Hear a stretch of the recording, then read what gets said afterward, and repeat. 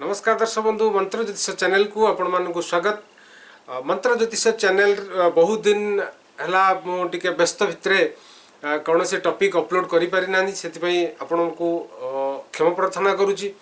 तो आज आपण सामना को एक सुंदर टॉपिक नहीं कि आसी जो टॉपिक हूँ कि सूर्य महाग्रहंकर किछि मंत्र ता सहित सूर्य महाग्रह को आम केमी जल अर्पण करवा जल अर्पण करने समय क्यों मंत्र उच्चारण करवा आज सूर्य महाग्रह ऊपर टॉपिक डेडिकेट।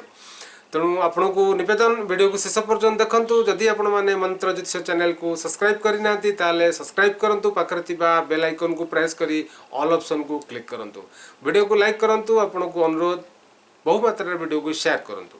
दर्शक बंधु बहु कार्यव्यस्तता भितर मंत्र ज्योतिष चैनल को मु टाइम दे पारु नथिली, सेपटे एस्ट्रो पैराडाइज रे रेगुलर टॉपिक मु अपलोड करूची। तो एस्ट्रो पैराडाइज चैनल को आपणकर भल पाइबा बहु मात्रा रे मिली, तेणु आपन को अशेष अशेष धन्यवाद। जमिति आपण माने एस्ट्रो पैराडाइज चैनल को भल पाइबा देइचंती, स्नेह आशीर्वाद देइचंती, आशा रखिबी सेमिति मंत्र ज्योतिष चैनल को मध्य आपण मानकर आशीर्वाद स्नेह भल पाइबा देबे बोली मोर विश्वास एवं आशा अछि। दर्शक बंधु ताला डेरी करबानी, आसंत आरंभ करबा आज अध्याय।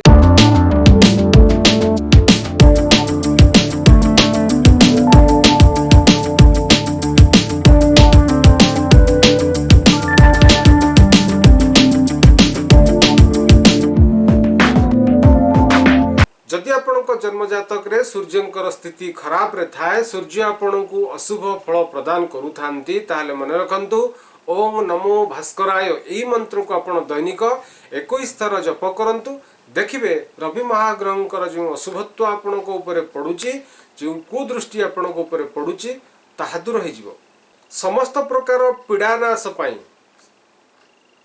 जते सब पीड़ा कष्ट आपणक लाइफ रे आपण भोगुचंती, समस्त पीड़ा को मुक्ति पाइबा पाई बा समस्त पीड़ा को दूर करिबा पाई ओम नमो भास्कराय मम सकल ग्रहाणम पीड़ा नाशनम कुरु कुरु हुं फट एई मंत्र को 27 थर जप करंतु।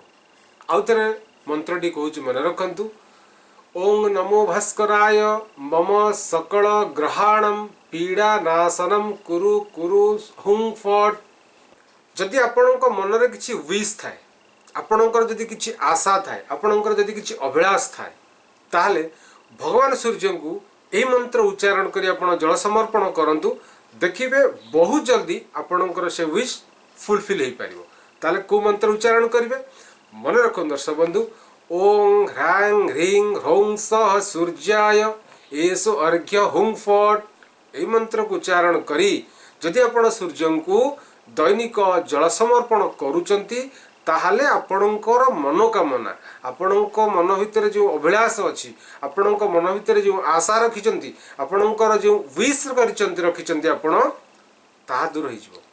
मंत्रटी आउथरे मन रखंतु ओम ह्रांग ह्रीं ह्रौं सः सूर्याय एसो अर्घ्य हुं फट ए मंत्र को उच्चारण करंतु। सूर्य को जल समर्पण करि सारिबा परे सूर्य को प्रणाम पूर्वक ओं जवाक्सम संकासम कश्यपेय महाद्वितीम दंत्वारी सर्व पापघ्नम प्रणतोस्मि दिवाकरम सूर्य को प्रणाम करंतु। जदि आपण सूर्य को एही मंत्र उच्चारण करी पढ़ी प्रणाम करूचंती, ताहले निश्चित भाव रे आपणकर दैनंदिन जीवन रे आसुथिबा समस्या दूरीभूत हो। सूर्य को प्रणाम कर सारा पर आपण जो जल अर्पण करिथिबे से जल टिके आपण मस्तक ऊपर छिंची देबे, दुई हाथ रे आनी दुई आखिरे आपण लगेबे एवं किछि चरणामृत पान करिवे। शास्त्र कहंती अकाल मृत्युहरणम सर्वव्याधि विनाशनम सूर्यपादोदकम तीर्थम जठरे धारयाम्यहम। अकाल मृत्युहरणम सूर्य को समर्पण करिथिबा जल जदि आमे आचमन करूचे, ताहले अकाल मृत्युरु आमे रक्षा पाई परिबा।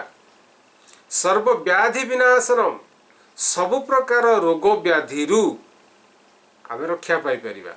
सूर्य जदि दूषित स्थान रे जन्मजातक रे थांती, ताले मुख्य भाव रे छाती जंत्रणा, चक्षु पीड़ा मुंड जंत्रणा ये सब रोग देखा दी था जदि आम दैनिक सूर्य को जलार्घ्य दे जो चरणामृत आनी जदि आम पान करुचे ताले निश्चित भाव में आमर अकाल मृत्यु दूर हवा सहित सर्वव्याधि विनाशर सबु प्रकार रोग दूरीभूत होता है।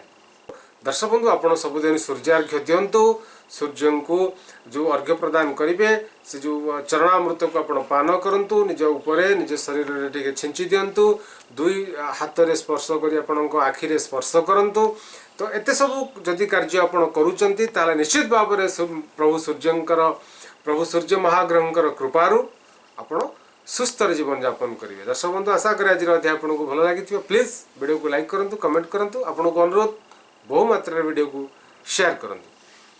तो दर्शक बंधु पुणी आसबि आगामी अध्याय आउ एक टॉपिक नहीं से पर्यंत आपने भले था खुशी था मत विदाय रही जय मां सरला जय गुरुदेव।